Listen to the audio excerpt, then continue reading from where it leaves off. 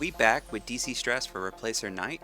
This season, ground units have plus 30% attack and plus 10% speed, while air units have minus 75% speed.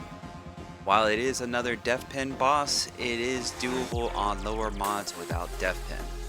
I will be going over the mechanics of the fight, some tips and tricks, and I have a few, rather just one example team this time to use this season. All of this will be timestamped, which you can find in the video description, so let's go ahead and check it out.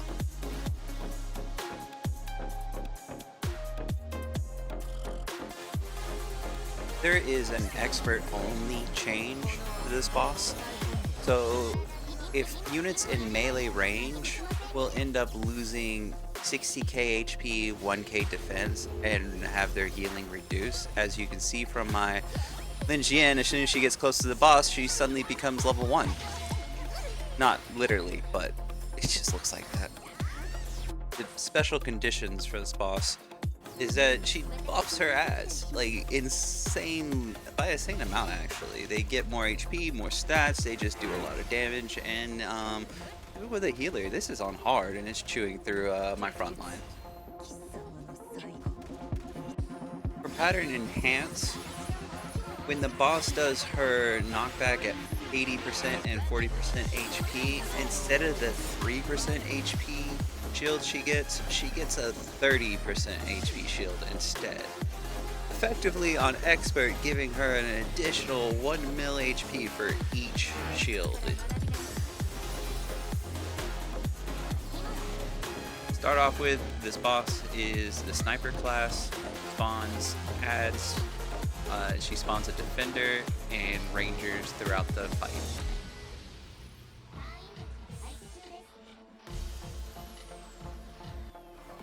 Boss is basic. She sits there and shoots out a bunch of little orbs. They seem to only have one valid hit, so whatever's in front of it is what gets hit. Boss is special, indicated by the blue bar underneath her portrait.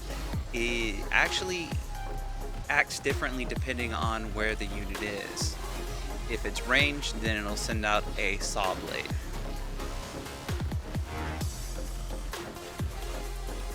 If you're melee, then it'll actually knock back the units.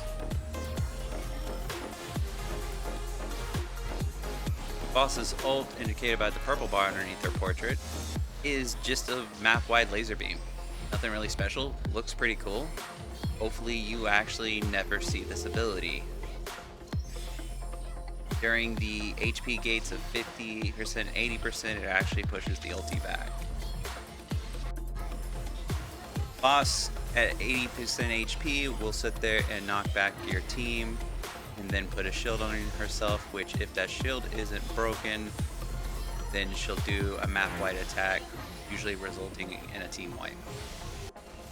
She will do the same at 50%, except this time she gets invulnerability and silences your team before the knockback so that you can't use any ultis.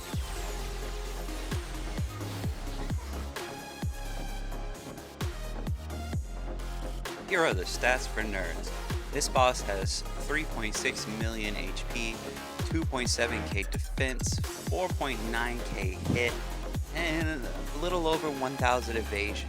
This means your tanks are going to need 2.6k or more evasion, or close to 2k hit to have surefire the entire time. Now if you shred the evasion by 50%, you only need 995 or more hit.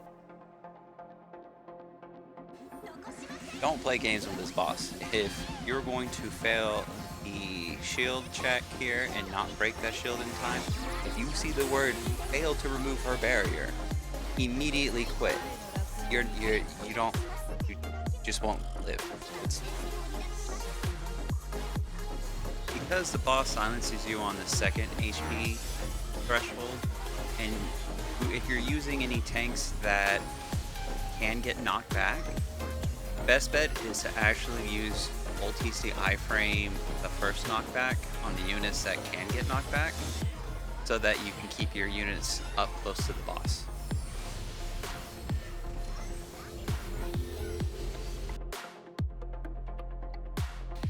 Strap in, boys. we're in for some 3-minute gaming. We're gonna start off with our beautiful Ecclesia and this wonderful skin, best skin in the game. So Ecclesia is definitely gonna get chewed up by basically everything. I delay Linjian because if you deploy him at the same time, Linjian just kind of gets destroyed by that special. So I need her to stay behind Ecclesia for as long as possible, instead of running in front of her and dying like the fool she is. After that, we deploy our healers to try and keep Ecclesia alive. Try to rotate the ultimate on Ecclesia and her special as best as possible while using your healers to keep her health in a safe range. So, and as you can see here, I'm ulting on both of these guys to get Ecclesia back up while she's invincible, because she's not going to have her ulti up in time to actually do anything. And when I deploy Regina, I deploy her close to the front line because I actually do want her taking damage to try and get her out of her first form as soon as possible. Then we deploy Singia, get some more shields, a little bit more skill haste here.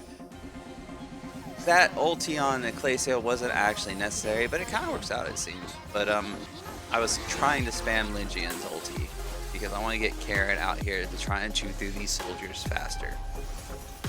We need to get to the boss as soon as possible so that we can actually start chunking the boss down. Now this ulti looks scary, but with all the shields and everything we have, we're actually quite safe, and we don't have to worry about anything. No iframes needed. Instead of redeploying Linjian here, I'm saving the DP for Chris, because as soon as the boss puts his sword up, we're just going to spam all of our ultis, not trying to time anything like on Singia. We're just going to use them. Get the ultis out. As soon as the knockback's over, we deploy Chris so that we get the damage amp onto the boss so that we can sit here and get this shield down as quick as possible. That shield is no joke. Don't play games with it. If you're going to fail the shield check, you just restart. The boss will one-shot your ship regardless of HP. It's not fun. Don't test this boss with that.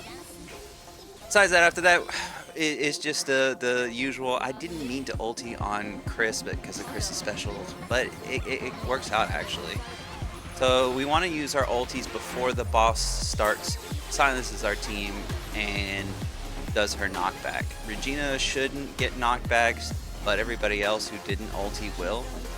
And then after that, it's basically waiting till our team gets up here. We can actually time Singia's ulti so we get max buff here after she special uses her ulti, and Chris should be getting her ulti here relatively soon to help finish this boss off. Now we did lose Ecclesia, and that can happen, but we can redeploy. Yang's in front of our team, so she'll be the first to die if anything goes wrong, which is fine. She's already used her ulti, and there's not really much left for her to do anything.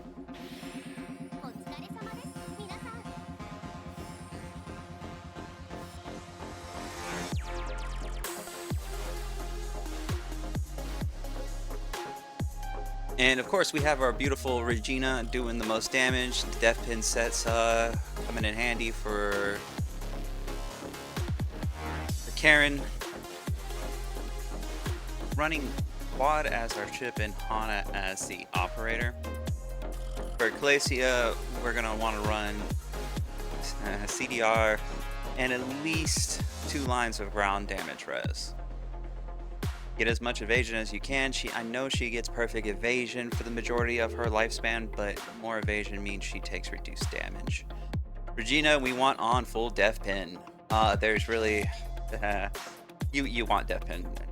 Just even if it's not a great set, you still want the death pin. Shinatsu is on full CDR, tanky as much as possible. Because she is a rearmed, you can get away with not having as much ground res. Linjian, you want to sit there and front load as much ground res as possible and as much skill haste. You need her to ult and live. Same for Yang. She's kind of squishy, so you definitely want to have ground res and any type of range res that you can fit onto her with as much CDR as possible. Singia, since she's awakened, we can get away with running some maze pieces on her, but you still want ground res on her if possible, and then as much skill haste as you can afford. Karen, we're just going full death pin. More death pin sets. We love the death pin. But if you don't happen to have that, range damage is probably second best that you can probably afford to put on her. And to be honest, same with actually no, I take that back. You don't want death pin. You definitely want the skill haste. I found having 2 ultis to get rid of that boss's evasion was actually kind of nice. So just go full skill haste on her. Thanks everyone for watching. I hope this helps you improve your scores this season. If you haven't started farming Volcano, you may need to for future DCs. Remember to like, comment, and subscribe. If you're feeling extra special, you can join the Mage Institute by clicking the join button. You can catch me on Discord, link in the description. If you want to support this channel, there's a link in the description for that too. As always, I'll see you all next time.